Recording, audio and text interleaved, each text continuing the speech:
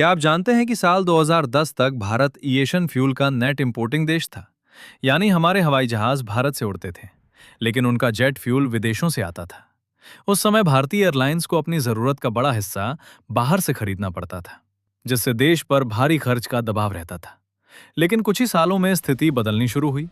Refining क्षमता बढ़ाई गई, नई तकनीक लाई गई और उत्पादन में लगातार सुधार हुआ। इसी बदलाव ने भारत को आत्मनिर्भरता की दिशा में आगे बढ़ाया। साल 2016 एक ऐतिहासिक मोड़ साबित हुआ। यही वो साल था जब भारत ने अपनी घरेलू जरूरत से ज्यादा एविएशन फ्यूल का उत्पादन शुरू कर दिया। 2016 के अंत तक भारत नेट एक्सपोर्टिंग देश बन चुका था। यानी अब हम केवल अपनी जरूरत पूरी नहीं कर रहे थे, बल्कि दूसरे देशों को भी सप्लाई कर रहे थे। ये बदलाव भारत की ऊर्जा नीति और रिफाइनिंग सेक्टर की मजबूती को दिखाता है। कुछ ही वर्षों में इंपोर्टर से एक्सपोर्टर बन जाना अपने आप में बड़ी उपलब्धि है। आज भारत को हर साल लगभग 8.3 मिलियन टन एविएशन फ्यूल की जरूरत होती है, लेकिन हमारी रिफाइनरियां करीब 10 से 12 मिलियन टन तक उत्पादन कर रही हैं। इसका सीधा मतलब है कि घरेलू खपत के बाद भी हमारे पास अतिरिक्त फ्यूल बचता है। यही वजह है कि भारत एशिया के कई देशों के साथ साथ यूरोप के कुछ देशों को भी एविएशन फ्यूल निर्यात कर रहा है। इससे विदेशी मुद्रा की कमाई भी होती है और भारत की वैश्विक पहचान भी मजबूत होती है। लेकिन इस सफलता के पीछे एक बड़ी चुनौती भी छिपी है। हम एविएशन फ्यूल तो खुद बना रहे हैं, लेकिन इसे बनाने के लिए जरूरी क्रूड ऑयल हमें बड़ी मात्रा में इंपोर्ट करना पड़ता है। भारत आज भी अपने कच्चे तेल का बड़ा हिस्सा रूस, इराक और कई खाड़ी देशों से खरीदता है। यानी अंतिम उत्पाद हमारा है, लेकिन कच्चा माल विदेशी है। इसी वजह से अंतर्राष्ट्रीय बाजार में तेल की कीमतें बढ़ती हैं, तो उसका असर भारत पर भी पड़ता है।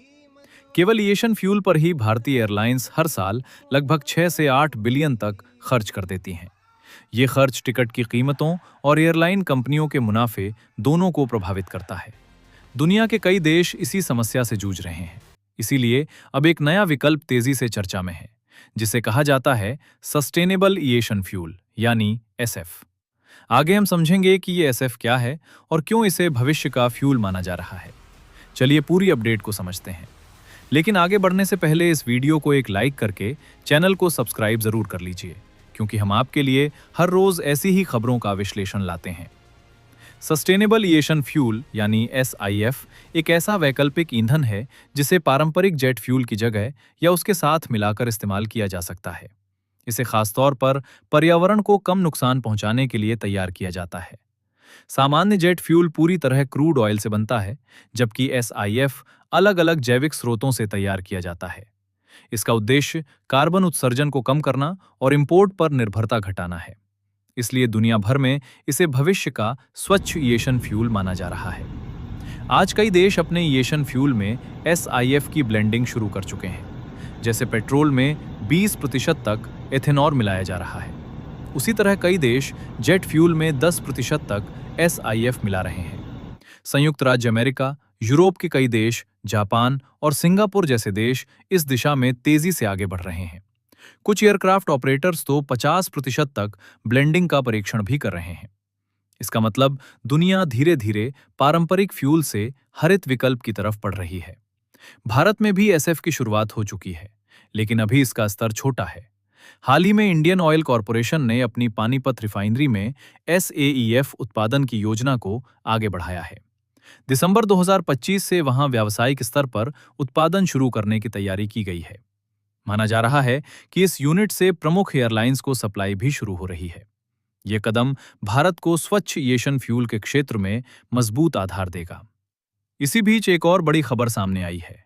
अमेरिका की कंपनी हनीवेल और भारत की true alt bio energy limited ने भारत में एसएफ उत्पादन के लिए समझौता किया है। इस समझौते के तहत हनीवेल अपनी आधुनिक तकनीक साझा करेगी। दोनों कंपनियां मिलकर एथेनॉल आधारित करीब 80,000 टन एसआईएफ का सालाना उत्पादन करने की योजना बना रही हैं। इंडियन ऑयल के बाद ये भारत की दूसरी बड़ी एसआईएफ उत्पादन पहल मानी जा रही है। हालांकि अभी इस परियोजना की पूरी जानकारी सार्वजनिक नहीं हुई है।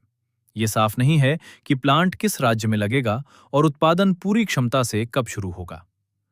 अगर भारत अपने कुल एविएशन फ्यूल में केवल 10% एसआईएफ की ब्लेंडिंग भी शुरू कर दे, तो सालाना करीब 900 मिलियन तक की अप्रत्यक्ष बचत संभव है।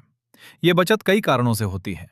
पहला, क्रूड ऑयल का इंपोर्ट थोड़ा कम होता है, जिससे विदेशी मुद्रा की बचत होती है। दूसरा, कार्बन उत्सर्जन कम होने से अंतर्राष्ट्रीय स्तर पर कार्बन पेनल्टी या अतिरिक्त शुल्क का दबाव घटता है। तीसरा, सरकारें एसएफ को बढ़ावा देने के लिए सब्सिडी और टैक्स लाभ भी देती हैं। एसएफ की सबसे खास बात यह है कि इसे बनाने के लिए कुकिंग ऑयल का वेस्ट, एनिमल फैट, कृषि अवशेष और यहां तक कि गोबर का भी इस्तेमाल किया जा सकता है। भारत जैसे कृषि प्रधान देश में ये कच्चा माल बड़ी मात्रा में उपलब्ध है। गांवों में पशुधन की संख्या बहुत ज्यादा है, जिससे गोबर की कमी नहीं है। अगर इसी गोबर से बायोगैस और फिर उन्नत तकनीक से जैव ईंधन तैयार किया जाए तो ये ऊर्जा का मजबूत स्रोत बन सकता है। इससे किसानों की आय भी बढ़ सकती है और कचरे की समस्या भी कम हो सकती है।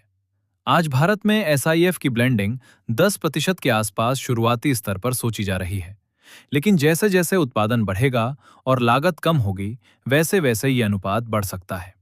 अमेरिका में कुछ ऑपरेटर्स 50% तक की ब्लेंडिंग का परीक्षण कर चुके हैं। भविष्य में पूरी तरह हरितइएशन की दिशा में कदम बढ़ाना ही लक्ष्य है। भारत अगर समय रहते इस क्षेत्र में निवेश करता है तो वो एशिया में एसएफ का बड़ा निर्यातक बन सकता है। सबसे अहम बात यह है कि इससे भारत की ऊर्जा सुरक्षा मजबूत होगी। हम केवल कच्चे तेल पर निर्भर नहीं रहेंगे, बल्कि अपने खेतों, अपने गांवों और अपने संसाधनों से हवाई ईंधन बना सकेंगे। इससे रोजगार बढ़ेगा, प्रदूषण घटेगा और विदेशी मुद्रा की बचत होगी। यानी एसआईएफ केवल एक नया फ्यूल नहीं है, बल्कि ये भारत के लिए आर्थिक और पर्यावरणीय बदलाव का बड़ा अवसर है। अगर आप यहां तक वीडियो देख चुके हैं तो कमेंट्स में जरूर बताइए कि क्या आपको लगता है कि भारत को सस्टेनेबल एविएशन फ्यूल यानी एसएफ की ब्लेंडिंग 10% से बढ़ाकर 20 या 30% तक करनी चाहिए। क्या गोबर, कृषि अवशेष और वेस्ट कुकिंग ऑयल से बनने वाला ये फ्यूल भविष्य में जेट फ्यूल की जगह ले सकता है? आपकी राय हमारे लिए बहुत महत्वपूर्ण है, इसलिए अपनी सोच खुलकर कमेंट्स में लिखिए। अगर आपको ये जानकारी पसंद आई हो और आप ऐसे ही आसान भाषा में देश से जुड़ी बड़ी खबरें रोज देखना चाहते हैं, तो वीडियो को लाइक जरूर करें। इसे अपने दोस्तों और परिवार के साथ शेयर करें, ताकि सही जानकारी ज्यादा से ज्यादा लोगों तक पहुंचे।